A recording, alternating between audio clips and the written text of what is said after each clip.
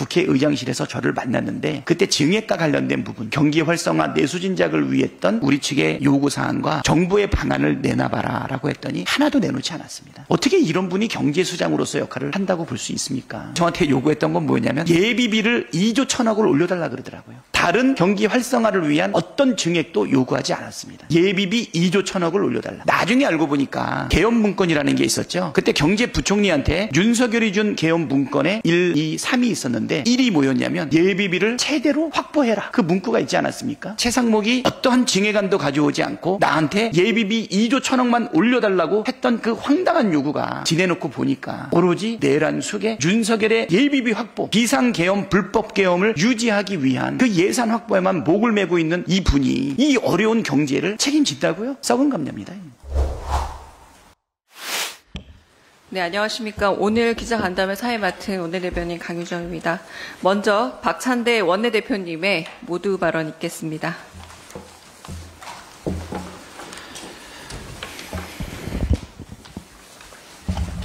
네.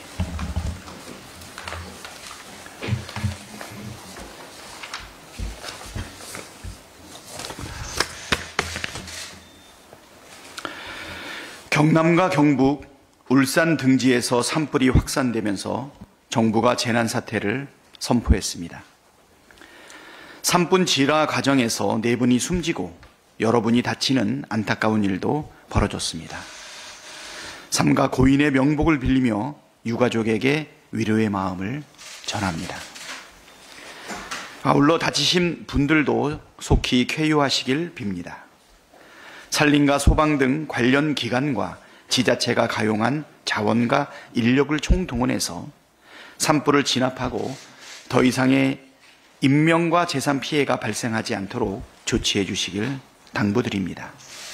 더불어민주당도 산불 진압과 피해 복구를 위한 지원에 최선을 다하겠습니다. 내란 속에 윤석열은 파면을 피할 수 없습니다. 헌법재판소가 내일 국무총리 한덕수 탄핵심판 선고를 내린다고 합니다. 윤석열 탄핵심판 선고를 최우선으로 하겠다는 원칙이 지켜지지 않은 점 매우 유감입니다. 어떤 국민이 납득할 수 있을지 의문입니다. 윤석열 탄핵심판 선고가 늦어지다 보니 국민의힘과 구구집단 일각에선 탄핵심판에 대해 여러 궤변을 늘어놓고 있습니다. 그러나 어떠한 주장도 호수에 비친 달그림자를 건지겠다는 망상과 같습니다. 첫째, 12.3 비상계엄은 헌법과 법률을 중대하게 위반한 것입니다. 윤석열 탄핵 심판의 쟁점 모두가 위법하다는 점이 분명하고 윤석열도 상당 부분 자백했습니다. 둘째, 윤석열이 헌법수호 의지가 전혀 없다는 사실, 망상에 사로잡혀 정상적인 국정 수행이 불가능하다는 점도 확인되었습니다. 셋째, 온 국민과 전 세계가 비상계엄 선포와 이후 군대가 국회를 침탈하는 충격적인 장면을 목도했습니다. 이 모든 것을 뒤집고 윤석열에게 면죄부를 준다는 것은 대한민국 파멸 선고입니다. 헌정 질서를 무너뜨리고 대한민국을 테러가 난무하는 독재국가로 만들려는 것이 아닌 한 헌법재판소가 내릴 수 있는 유일한 결정은 만장일치 파면 결정뿐입니다. 김건희는 곧 감옥에 갈 것입니다. 명태균 게이트의 핵심 증거인 황금폰 공개가 임박하자 윤석열은 비상계엄을 선포했습니다. 비상계엄의 본질은 윤석열, 김건희 부부의 추악한 범죄, 즉 여론조작, 부정선거, 주가조작, 국정농단 등의 불법과 부정부패를 감추기 위한 친위 쿠데타입니다.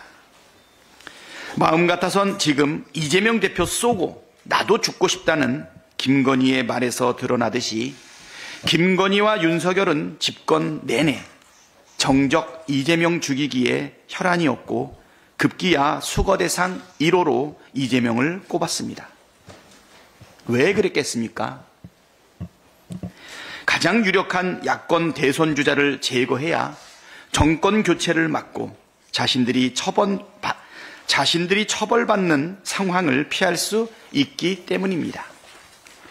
윤석열, 김건희 부부는 부정부패 범죄 공동체이고 내란과 윤석열, 김건희 부부의 범죄는 한 몸입니다. 내란 특검과 명태균 특검, 김건희 상설 특검, 마약 수사 상설 특검은 본질적으로 내란 수사를 위한 것인 동시에 윤석열, 김건희 범죄 공동체가 자행한 추악한 범죄 행위를 밝히는 법안입니다. 죄를 지었으면 처벌받는 것이 순리입니다. 결국 윤석열은 파면되고 김건희는 감옥에 갈 것입니다. 최상목 탄핵 추진은 헌정 질서를 지키기 위한 결단입니다. 대한민국이 직면한 가장 시급하고 중요한 과제는 윤석열이 파기한 헌정 질서를 회복하는 것입니다. 그런데 최상목 부총리는 헌법 수호에 막중한 책무를 져버리고 헌정 질서를 유린하는 범죄 행위를 석 달 가까이 지속하고 있습니다. 헌법을 준수할 시간과 기회를 충분히 줬지만 스스로 거부했습니다. 오늘의 범죄를 처벌하지 않으면 내일은 더 큰 범죄가 일어납니다. 누구든 헌정 질서를 유린하는 자는 처벌받는다는 원칙을 세우는 것이 12.3 내란 사태로 무너진 헌정을 바로 세우는 길입니다. 권성동 국민의힘 원내대표가 공개적으로 최상목 부총리에게 헌재 결정을 따르지 말라고 겁박했고, 국민의힘이 최상목 부총리에게 헌재 결정을 따르라고 한 걸 두고 민주당 이재명 대표를 강요죄로 고발한다고 합니다. 국민의힘 스스로 헌정질서 수호 의지가 없는 정당이자 내란 동조 세력이라고 분명하게 못 박은 것입니다. 헌정질서 유린의 책임을 반드시 져야 할 것입니다. 헌법재판소가 헌법 수호 책무를 다할 것을 강력하게 촉구합니다. 오늘은 12.3 내란 사태 발발 111일째, 국회가 탄핵소추안을 가결한 지 100일째, 헌법재판소가 탄핵심판 변론을 종결한 지 27일째 되는 날입니다. 헌법재판소 선고가 늦어지면서 국민 불안과 사회 혼란이 가중되고 있고 경제 피해도 커지고 있습니다. 헌법재판소 앞에서는 극우 집단의 물리적 폭력과 정치 테러가 공공연히 벌어지고 있습니다. 헌법 수호 기관으로서 헌법재판소가 책임있게 이 혼란을 끝내야 합니다. 헌정질서와 민주주의 수호라는 헌법재판소의 책무를 회피하지 말고 단호하게 결정을 내릴 때입니다. 당장 25일에라도 파면 결정을 내리기를 촉구합니다. 헌법재판소의 신속한 선고를 촉구하는 결의안과 이를 처리하기 위한 전원위원회를 추진하겠습니다. 민주당은 내일부터 광화문에 천막당사를 설치 운영합니다. 헌법재판소가 윤석열 파면을 선고할 때까지 민주당은 광장에서 국민과 함께 싸우겠습니다. 광화문 천막당사를 내란 속의 파면과 대한민국 정상화의 거점으로 삼겠습니다. 대한민국의 최우선 과제인 헌정 질서와 민주주의 수호를 위해 민주당은 마지막까지 온 힘을 다하겠습니다. 고맙습니다. 네, 박찬대 원내대표의 모두 발언 마치겠습니다. 지금부터 기자분들의 질문을 받겠는데요. 질문하실 언론 매체께서는 소속 매체 밝히고 이름도 알려주신 후 질문해 주시면 감사하겠습니다. 네.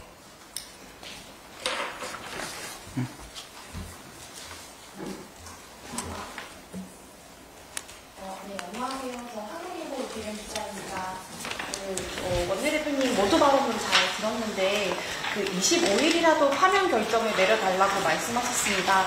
왜 이 날짜인지, 또 이 날짜가 또 이재명 대표님 2심 선고 전날이기 때문에 그거 선거 전날 내달라는 요구처럼 이렇게 여지도 있는데 25일로 콕 집어서 말씀하신 이유도 여쭤보고 싶고요.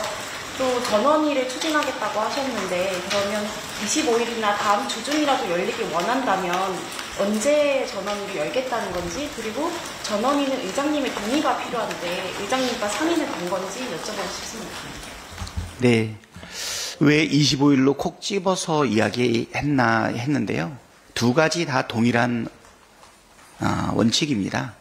최대한 빠르게 진행하자라고 하는 부분이고요. 24일 한덕수 총리에 대한 탄핵 심판 선고가 있지 않습니까?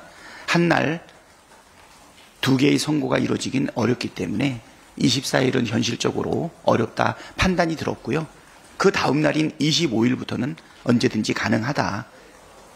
헌법재판소가 심리를 마친 지 벌써 오래되지 지나지 않았습니까? 사회 혼란, 그다음에 경제적 피해, 그리고 나라의 혼돈을 피하기 위해서는 최대한 빠른 시일 내에 선고해달라라는 취지로 말씀을 드렸고요.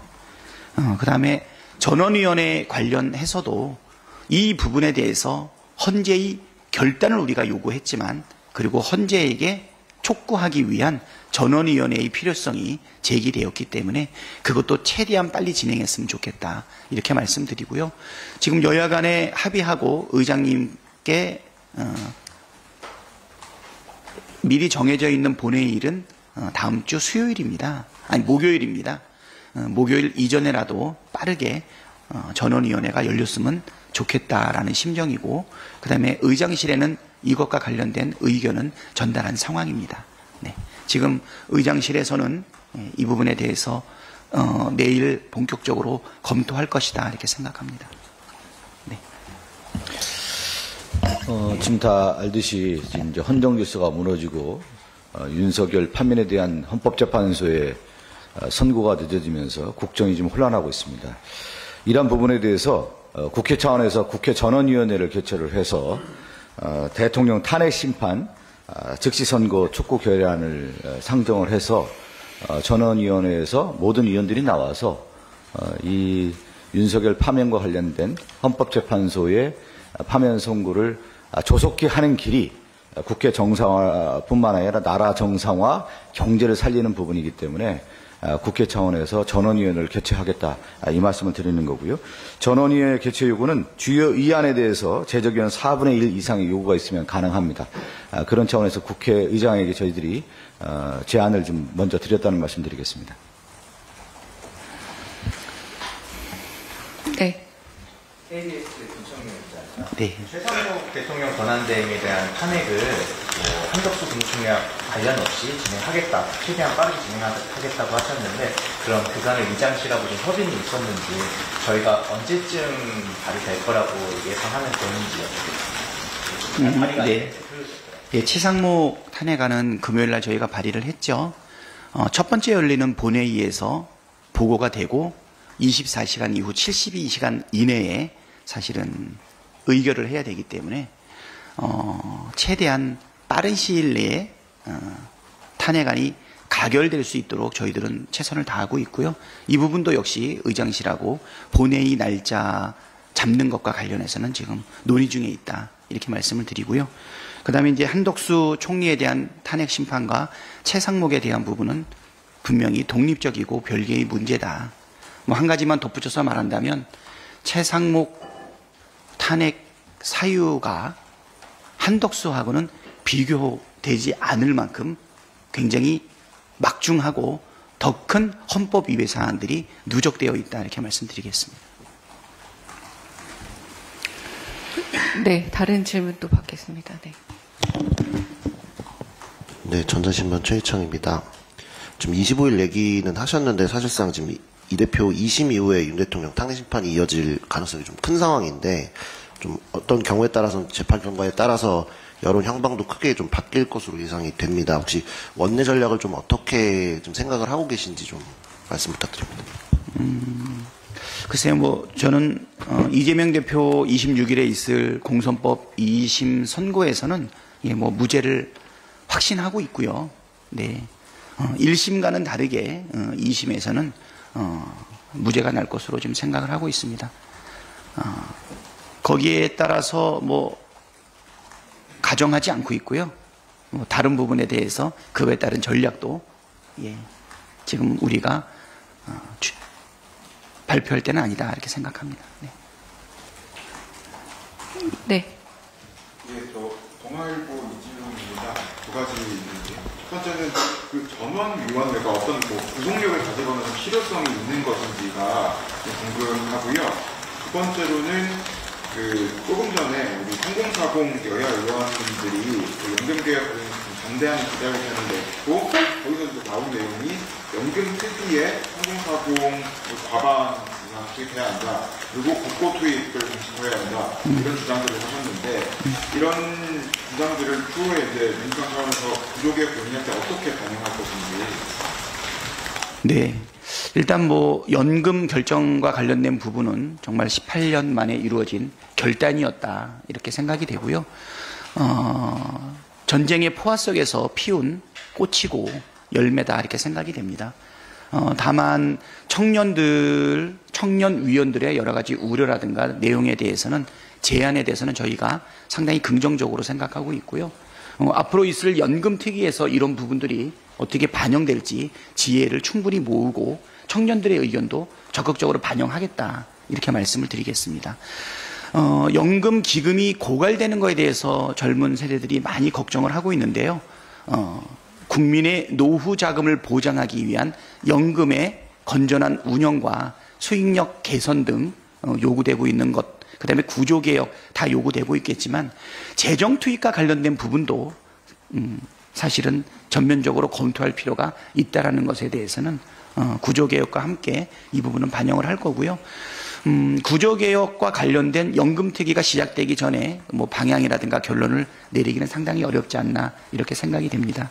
여야의 청년위원들이 오늘 기자회견을 통해서 청년들의 미래에 영향을 미칠 수 있는 연금과 관련된 여러 가지 재정책 좋은 제안에 대해서는 아주 긍정적으로 저희가 함께 검토하고 담을 수 있는 방안을 모색하도록 하겠습니다. 네, 전원위원회. 이거 뭐 촉구 결의안 아니겠습니까? 국민의 대표 기관인 국회가 국회의원 전원의 이름으로 의견을 제시를 하고 국민들 앞에서 국민을 대표해가지고 헌법재판소에 촉구하는 부분이기 때문에 아마 이 부분이 헌법재판관들의 선고 시기에 그래도 상당한 호소력을 갖고 있을 것이다 이렇게 생각이 되고요. 이 부분에 대한 구속력은 뭐 당연히 있는 것은 아니겠죠. 네. 결국은 주권자인 국민의 목소리가 정치에 반영이 되어야 되고 국회에 반영이 되어야 된다. 그런 면에서 국회의원 전원위원회가 의미가 높다 이렇게 생각합니다. 내일 노동세 강화입니다. 연금보다는 정년도 좀 중요한데. 네? 정년 연장이요? 네. 최근에 정년 연장 TF 띄운다고 했는데 시점이랑 구성, 이번 타임라인 어떻게 보시는 것인지. 네. 정년 연장과 관련해가지고 사실은 인식의 변화라든가 판단상에도 약간 흐름의 변화가 좀 있는 것 같아요. 청년의 일자리 문제와 정년 연장이 서로 상쇄된다라고 하는 인식들이 있었는데 반드시 그런 것인가. 또 청년들의 일자리의 종류라든가 내용하고도 사실은 공존하고 병행할 수 있는 부분이 있지 않은가. 그 다음에 연금 지급 시기와 정년 사이의 그 틈을 어떻게 합리적으로 막을 수 있는가라고 하는 부분에 대해서는 이거는 좀 더 구체적으로 시대의 변화에 맞춰가지고 여론과 내용 그리고 정책을 좀 살펴볼 필요가 있다라는 인식을 가지고 있고요.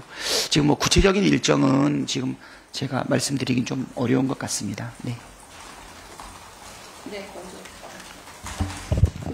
안녕하세요. 저 조선일보 신지인인데요. 혹시 광화문 천막당사는 내일부터 설치하신다고 했는데 구체적으로 광화문 어디에서 몇 분이 어떤 분들이 상주하시는 건지 궁금합니다. 네, 지금 우리 국회의원들은 보통 회의가 있으면 본회의장 또는 여기 본관에서 우리가 일을 하고 평소에는 의원회관에 있지 않습니까? 그리고 우리 당사는 지금 여의도의 바깥에 국회 밖에 있죠. 지금 현장성을 강조하기 위해서 우리가 광화문으로 옮기는 거기 때문에 아무래도 장소에는 제한이 있습니다. 아마 최대한 넓게 확보하려고 하지만 아주 많은 사람들이 거기에 상주하는 데는 상당한 어려움이 있기 때문에 기존의 당사가 이용이 되고는 있지만 우리의 각종 회의, 그다음에 의사결정, 그리고 광화문에서 이루어지고 있는 여러 가지 행동들에 대해서 그 거점이 된다. 만약에 예를 들면 뭐 헌재에서 하고 있는 1인 시위라든가 그리고 기자회견들, 그리고 시민들과 함께 하고 있는 여러 집회들의 중심이 현장에서 이루어진다, 이렇게 보시면 될 것 같고요. 거기 아마 저는 계속 상주할 것 같습니다. 최소한의 인원 플러스 그 주변의 잔디광장을 비롯해가지고 광화문 앞에 광장을 실질적으로 이용을 하고 당사가 가지고 있는 물리적 공간은 그렇게 넓지는 못할 것이다, 이렇게 생각합니다. 네. 보충하시는데, 네, 최고입니다. 이제 광화문에 이제 더불어민주당 천막당사 현판식을 내일 오전 10시 30분에 열고요. 이제 최고위원회가 열립니다. 그런데 기존에 우리 공식회의라고 하는 것이 이제 최고위원회, 원내대책회의, 정책조정회의가 열리게 되는데 그런 모든 회의를 광화문 천막당사에서 연다라고 보시면 되겠고, 이 광화문이라는 곳이 지금 윤석열의 이 내란 이후에 이 시대가 어둠의 시대 아니겠습니까? 헌정질서가 유린되고 파괴되고 있는 시대에서 새로운 빛을 만들기 위해서, 민주주의를 회복하기 위해서 우리가 광화문을 통해서 거점으로 해서 다시 헌정질서를 회복하겠다는 그런 의지를 담는 거점으로 삼겠다는 그런 의미를 담고 있습니다. 네. 윤석열 대통령이 오늘 페이스북 메시지로 산불 메시지를 냈는데 구속 취소 이후 첫 메시지 같은데 민주당에서 좀 어떻게 보십니까? 첫 메시지가 일단 아닌 걸로, 첫 메시지는 아닌 걸로 알고 있습니다. 예, 뭐 안타까운 재해에 대해 가지고 뭐 개인적 입장으로 의견을 밝혔다, 이렇게 보이고 있고요. 아까 처음에 기자회견에 모두 발언에서 이야기한 것처럼, 예, 뭐 이 어려움을 극복하기 위해서 뭐 민주당도 최선을 다할 거고 정부도 최선을 다해달라라고 하는 부분이기 때문에 뭐 윤석열의 뭐 페이스북 메시지에 대해서는 뭐, 예, 뭐 특별한 의미가 있지는 않는 것 같습니다.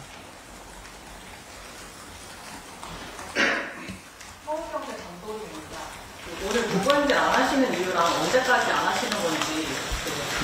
도보행진. 아, 도보행진이지? 그 말씀 드시죠. 도보행진을 오늘 안 하는 이유는, 안 한다 뭐 이런 것보다는 어제까지 이제 그 토요일 날 총 집결을 해서 광화문 집회를 하지 않았습니까? 그리고 오늘 비상행동에서 이제 광화문 집회가 없습니다. 그래서 그 광화문 집회가 없기 때문에 우리도 광화문 집회에 총 집중하기 위해서 여의도와 광화문을 이어가는 그런 도보행진을 이어갔는데 오늘 광화문 집회가 없기 때문에 오늘 도보행진을 하지 않았다는 말씀 드리겠고요. 내일 일정은 좀 간단히 말씀드리면, 헌법재판소의 기자회견과 헌법재판소의 1인 시위는 계속 이어집니다. 그래서 8시 반에 헌법재판소의 기자회견, 저녁 오후 5시 반에 기자회견, 그것은 이제 조별로 이루어지기 때문에 계속 이어지고요. 또 헌법재판소 1인 시위는 의원님들 자발적으로 지금 시간별로 1인 시위가 이어진다는 말씀 드리겠고, 내일 오전 10시 반에 현판식과 더불어 최고위원회가 있고요. 그 다음에 오후 3시 30분에 도보행진을 합니다. 여의도에서 광화문까지 의원님들이 도보행진을 하고, 6시 30분에는 야5당 사전 집회가 있습니다. 그래서 사전 집회에 우리 의원님들이 또 참석을 하게 되고, 또 7시 광화문의 비상행동에 의한 집회가 있기 때문에 또 오후 7시 비상행동 집회에 참여를 하게 됩니다. 도보행진은 언제까지 안 한다는 얘기가 있었나요? 제가 처음 듣는 얘기인데 그 어떤 의미로 질의를 한지는 몰라서. 오늘은 비상행동과 관련된 광화문 집회가 없기 때문에 당연히 오늘 저희들 일정을 잡지를 않았습니다.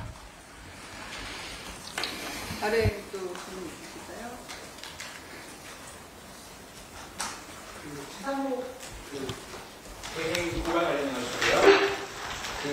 어쨌든 그게 예전에 유죄받았던 그 미래대당 관련해서 예전에 유죄받았던 그 안중근 전 수석이 친권남용하고 강요죄로 유죄받았는데 어쨌든 두 개 혐의는 지금 공소시효가 지났잖아요. 그러니까 그래가지고 뭐 합법 뇌물도 본 것 같은데 예전에 보면은 판결을 보면은 그 최순실 씨가 합법 뇌물에서 무죄를 받았더라고요. 판결에서. 그러니까 이 부분에 대해서 좀 고발 어떤 배경으로 하시는지 좀 궁금해가지고요. 법률이 당해서 예, 당 법률위에서 고발한 거죠. 네네. 네, 충분히 법률적 검토를 하고 고발을 했기 때문에 네, 수사 과정을 통해 가지고 예, 범죄 행위가 드러나게 되면 그거에 대해서는 분명하게 처벌해야 된다라고 하는 입장입니다. 많은 분들이 경제수장 최상목 탄핵이 혹시 경제 불안정성을 부를 거다라고 하는 일부 비판이 있는데요. 저희는 그렇게 생각하지 않습니다. 윤석열 정부가 들어서고 나서 3년 동안 각종 경제 지표가 굉장히 나빠지지 않았습니까? IMF 때보다 더 심하다라고 하는 게 정설인데요. 그 기간 동안에 경제를 책임지는 역할을 누가 했습니까? 예, 대통령실의 경제수석 최상목이 했죠? 지금 우리 내각의 기재부 장관 누가 하고 있습니까? 최상목이 하고 있지 않습니까? 지금 경제가 이렇게 어려운데 최상목을 탄핵하게 되면 나라가 더 어려워지는 것 아니냐라고 하는데 제가 볼 때는 소신도 없고 실력도 부족하다.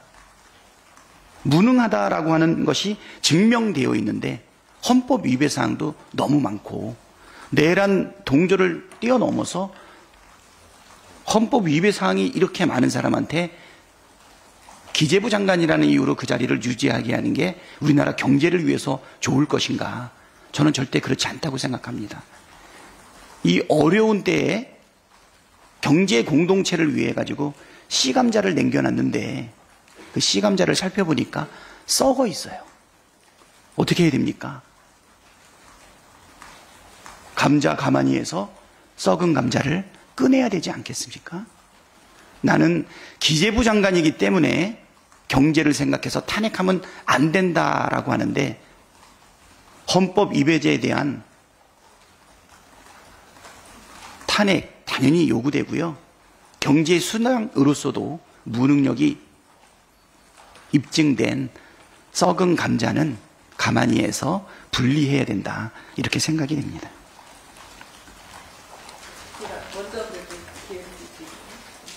탄핵 당위성을 강조해 주셨는데 일각에서는 내일이면 한덕수 총리에 대한 탄핵 선고가 나오는데 그 결과를 보고서 탄핵안을 추진하셔도 되지 않았느냐 이런 지적도 있거든요. 이에 대해서는 어떻게 생각하십니까? 내일 한덕수 탄핵 결과 뭐 예측하는 분은 계시겠지만 그 결과를 분명하게 알 수 있습니까?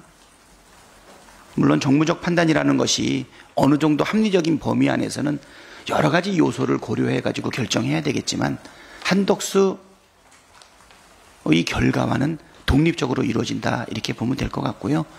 최상목에 대해서는 탄핵할 사유가 차고 넘쳤고요. 충분한 기회를 많이 드렸습니다. 한덕수 총리 같은 경우에는 제 기억에 12월 26일 날 헌법재판관 3사람에 대한 국회 임명 의결이 있었거든요. 만약에 임명이 된다면 헌법재판관을 임명하겠냐 25일 이전에 물어봤던 것으로 기억합니다. 그때 거부한다 그랬거든요.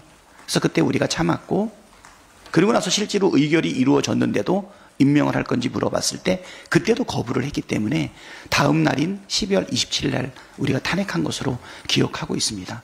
그때부터 지금까지 거의 석 달이 지나지 않았습니까? 석 달 동안 최상목 부총리는 9건의 사실은 법률 거부권을 행사를 했고 그리고 선택적으로 헌법재판관을 임명했을 뿐만 아니라 권한쟁의 심판에서 헌법 위배가 분명하다 그렇게 이야기했음에도 불구하고 그걸 거부하고 있는 이런 상황입니다. 단편적으로 이것이 뭐 경제에 미치는 영향도 얘기하고 대행을 또 탄핵하는 것에 대한 이야기도 하고 있지만 우리나라가 지금 초래되어 있는 이 국난의 이 위기가 어디에서 초래되었습니까? 대통령을 비롯해 가지고 국무위원들이 헌법을 지키지 않을 뿐더러 이거로 인해서 촉발된 내란에 동조하고 중요 임무 종사를 뛰어넘어서 방조하고 있는 상황 아니겠습니까? 어떤 분들은 실익을 얘기하는데 어떤 실익을 도대체 얘기하는 겁니까? 헌법을 분명하게 지키고 민주주의를 지키고 그것이 바로 민생과 경제를 지키는 길 아닙니까? 정당성을 부여받기 위해서 외환도 지금 유발하고 있다라고 하는 여러 가지 증거가 나오지 않습니까? 북한의 군사 공격을 유발하는 여러 가지 군사 행동들을 하지 않았습니까? 저는 헌법을 지키는 것이 가장 큰 실익이고 구체적으로는 경제도 민생도 안보도 자유도 외교도 국격도 지켜나가는 것이다. 이제 국민들이 인내할 수 있는 임계치를 이미 돌파했다 이런 생각이 들고요. 그래서 헌법재판소는 더 이상 숙고하지 마시고 이미 내린 결론을 빨리 선고해 주십사 말씀드리는 겁니다. 네, 조금만 보충하겠습니다. 그 최상목 탄핵은 뭐 잘 아시는 것처럼 의원님들이 당 지도부의 결정을 위임했고요. 당 지도부에서는 한덕수 탄핵 선고기 잡히기 전에 탄핵을 하는 것으로 결정을 했습니다. 그래서 한덕수 탄핵 선고기일이 잡힌 것은 저희가 의사결정을 한 이유라 선후관계가 조금 다를 수 있다는 거 먼저 말씀드립니다. 그리고 최상목과 한덕수는 결정적으로 다른 게 헌법재판소의 권한쟁의 판단이 있었냐 없었냐입니다. 다시 말해서 법원의 판결을 위배했느냐 안 했느냐의 결정적인 차이가 있습니다. 그래서 최상목 탄핵은 조금 전에 원내대표님 말씀하신 것처럼 다른 어떤 장관들 탄핵 사유보다 심각하다라고 저희가 보고 있고 법치주의의 근본을 무너뜨리는 행위입니다. 법원의 판결을 내가 마음대로 따를 거다 안 따를 거다를 결정한다? 그것도 공직자가 결정한다라는 것은 대한민국 국민들에게 법원의 판단을 따르지 않아도 됩니다라고 선언하는 것과 다르지 않습니까? 이것을 바로잡지 않는다면 대한민국의 근간이 뿌리째 흔들리기 때문에 저희는 한덕수 탄핵 선고와는 무관하게 반드시 해야 되는 일이라고 해서 진행하는 것입니다. 그리고 아마 이제 의결 정족수 가지고 내일 또 예측하는 분들도 계시긴 한데 한덕수 총리도 저희가 총리로서의 탄핵 사유가 있었고 권한대행으로서의 탄핵 사유를 가지고 탄핵을 했습니다. 마찬가지로 최상목도 장관으로서의 탄핵 사유가 있고 권한대행으로서의 탄핵 사유가 있기 때문에 의결 정족수에 대한 문제가 뭐 내일 어떤 결정이 나더라도 영향을 받지 않는다라는 부분도 분명하게 말씀드립니다. 네, 추가 질의 더 있을까요? 아까 네, 동아일보 이주영 기자님. 네. 전원위원회가 국회의원 전원 명의로 결의안을 내는 거라고 하셨는데 그렇다면 전원이라면 국민의힘 의원들도 포함이 되는 건데 국민의힘 민주당 전원 그 의미는 아니에요. 요건은 전원위원회는 그러니까 보통 우리가 18개 상임위원회가 있지 않습니까? 그래가지고 국회의원들이 14개의 늘 있는 위원회와 4개의 겸임위원회, 병행위원회를 통해가지고 의사를 진행을 하는데 전원위원회는 그런 구별 없이 전체 의원이 참여할 수 있다 보니까 본회의장에서 본회의하고 비슷한 방법으로 진행을 하고 있다 이런 것이고요. 모든 사람이 다 하느냐 그렇지는 않고 제적위원회 4분의 1 이상이 의장께 전원위원회의 소집을 요청하게 되면 해야 됩니다. 예외 조건은 교섭단체의 대표들이 동의해서 하지 말자라고 하면 안 할 수 있지만 동의가 있지 않는 이상은 4분의 1 이상의 국회의원들이 전원위원회를 요청하게 되면 열린다 이런 의미죠. 네. 그러니까 누구나 할 수 있죠. 네. 추경분이 관련해서 추경이 계속 연금이랑 같이 얘기되면서 지원이 어려웠던 걸로 알고 있는데 연금 회피되면서 추가 적으로 더 얘기된 바가 있는지 궁금하고요. 만약에 아직 모르는 우리 하셨지만 한덕수 총리가 탄핵 기각돼서 돌아온다고 한다면 한덕수 총리와는 여야 정례 교체가 이뤄질 수 있는 건지 재개될 수 있는 건지도 궁금합니다. 네, 가정을 전제로 해서 답변드리기는 좀 그런데요. 추경과 관련된 부분은 우리가 실질적으로 작년 정기국회 예산국회 때도 여러 번 언급이 되었었습니다. 우리가 검찰 또는 대통령실에 특활비, 그 다음에 증빙도 없고 소명도 하지 않고 있는 예산에 대한 일부 삭감이 있지 않았습니까? 그리고 나서 과도하게 많이 있었던 예비비에 대한 삭감을 우리가 주장을 했는데요. 그와 동시에 사실은 추경도 같이 요구를 했습니다. 근데 예비비 및 특활비 삭감을 처리하지 않으면 어떠한 증액도 동의하지 않겠다라고 이야기를 했고요. 이미 작년 연말이면 우리나라 경제가 엄청나게 어려울 때였기 때문에 결국은 내수진작을 위한 증액이 요구되는 건데 그 자체를 거부해버렸습니다. 야당으로서는 그래서 감액만을 대상으로 한 국회 의결을 진행할 수밖에 없었고요. 제가 기억하기로는 11월 29일 날인가 예결위에서 예결위 안을 처리를 했고, 그리고 30일 이후에 그 예결안이 넘어왔죠. 그리고 우리가 12월 10일 날 마지막 본회의 정기국회 마지막 날 내수 진작 등 경기 활성화를 위한 증액 방안을 여러 가지 모습으로 제안을 했고요. 그거에 대해서 기재부에 적절한 응답을 요구를 했는데 12월 9일 밤 10시 45분에 최상목 부총리의 문자를 하나 받았습니다. 12월 10일 날 논의하자고. 이 말이 됩니까?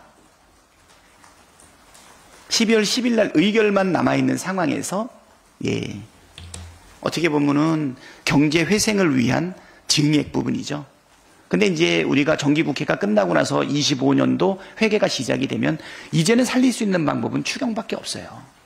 근데 그 당시에 더 미리 증액을 통해 가지고 내수진작을 위한 기회가 마지막으로 제시가 됐는데도 불구하고 그거를 거부했습니다. 그리고 12월 10일 날 국회의장실에서 저를 만났는데 그때 증액과 관련된 부분, 경기 활성화 내수진작을 위했던 우리 측의 요구사항과 정부의 방안을 내놔봐라 라고 했더니 하나도 내놓지 않았습니다. 어떻게 이런 분이 경제수장으로서 역할을 한다고 볼 수 있습니까?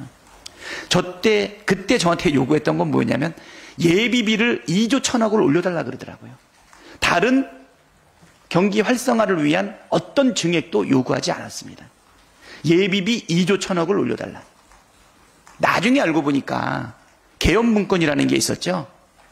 그때 경제부총리한테 윤석열이 준 개헌문건에 1, 2, 3이 있었는데 1이 뭐였냐면 예비비를 최대로 확보해라. 그 문구가 있지 않았습니까? 12월 10일 날 최상목이 어떠한 증액안도 가져오지 않고 나한테 예비비 2조 1천억만 올려달라고 했던 그 황당한 요구가 지내놓고 보니까 오로지 내란 속에 윤석열의 예비비 확보, 비상계엄, 불법계엄을 유지하기 위한 그 예산 확보에만 목을 메고 있는 이 분이 이 어려운 경제를 책임진다고요? 썩은 감자입니다. 우리 경제를 위해 가지고는 과감하게 분리해야 됩니다. 그것뿐만 아니라 헌법 위배 사항이 얼마나 많습니까? 대통령도 아닌 분이 역대 3번째 거부권이라는 거 아닙니까? 이승만, 윤석열, 최상목. 그래서 제가 결론 드리는 거는 뭐냐면 추경과 관련해서 과연 이 정부가 의지가 있느냐는 거예요. 경제가 갑자기 어려워졌습니까? 작년 12월 달에 경제를 살리기 위한 추경은 지금도 이 사람들이 주장하는 건 뭐냐면 4월 달 초나 돼야 정부 안을 내놓겠대요. 이게 무슨 소리입니까 이게. 그래서 이 추경과 관련해서는 저희는 정부가 추경안을 내놓기를 지금 답답한 마음으로 기다리고 있는 중입니다. 우리는 35조 상당의 추경안을 이미 원내에서 우리가 TF를 통해 가지고 정부에다가 제시한 바가 있습니다. 잠깐만요. 우리 한소희 기자가 아까 질의한 내용에 대해서 좀 언급을 할 필요가 있어서 좀 설명을 좀 드리겠습니다. 윤석열이 산불에 대해서 메시지를 냈다라고 하는데, 불이 났을 때는 산불 피해를 막기 위해서 가장 진화가 중요하죠. 12월 3일 날 윤석열이 어떤 행동을 했습니까? 내란에 불을 낸 거 아니에요? 산불이 나면 온 피해가 국민들에게 오잖아요. 내란의 불에 의해서 온 국민이 피해를 당하고 있고 국가가 어떻게 됐습니까? 경제 무너지고 헌정시도 무너지고 나라가 무너지고 있지 않습니까? 윤석열은 누굽니까? 내란의 불을 낸 방화범 아닙니까? 즉시 판면하고 구속시키는 것이 산불 진화, 내란의 불을 진화하는 거 아니겠습니까? 윤석열의 파면이 진화이다. 내란을 진화하는 것이 산불 진화와 같은 그런 효과인 것입니다. 윤석열에게 말을 되돌려줍니다. 산불에 대한 메시지를 했다고 하면 자신이 불을 지른, 내란의 불을 진화하는 것이 곧 그것은 자신을 파면시키는 것이 내란을 종식시키고 불을 종식시키는 것이다. 이렇게 말을 돌려드리고 싶습니다. 만약에 한덕수 총리가 혹시나라도 돌아오게 된다면 국감회기체 다시 재개될 가능성은 있는지.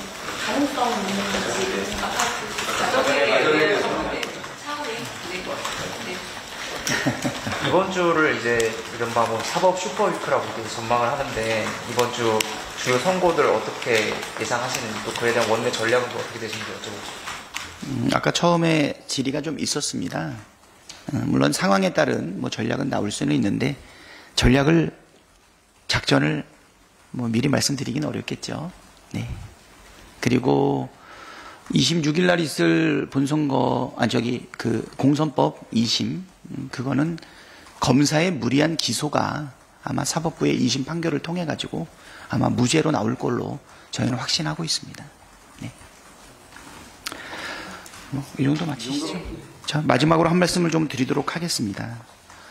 22대 국회가 시작이 되고서 첫 번째 정기 국회 첫날 제가 아마 교섭단체 대표 연설을 한 40여 분 정도 진행을 했는데, 그 연설의 요지를 한마디로 얘기한다면 헌법으로 돌아가자였습니다. 윤석열 정부 2년 6개월 동안 과연 대통령으로서 맹세했었던 그 헌법 69조의 대통령 선서 있지 않습니까? 나는 헌법을 준수하고 헌법을 위배하고 헌법을 위반하고 있는 윤석열에 대해서 사실은 경고를 하지 않았습니까? 헌법을 지켜라. 헌법으로 돌아가야 된다. 그런데 12월 3일 날 불법 계엄이 일어났어요. 친위 쿠데타가 일어났습니다.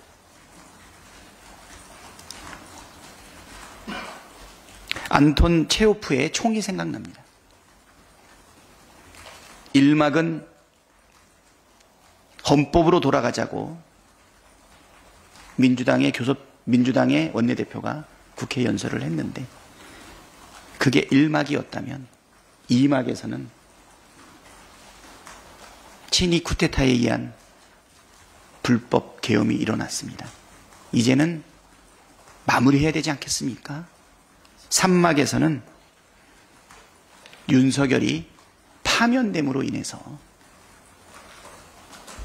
대한민국이라고 하는 역사의 무대에서 헌법이 준수되고 민주주의가 지켜지고 민생과 경제와 평화가 회복되는 결말이, 그것도 신속하게 빨리 이루어졌으면 좋겠습니다. 네, 이상입니다.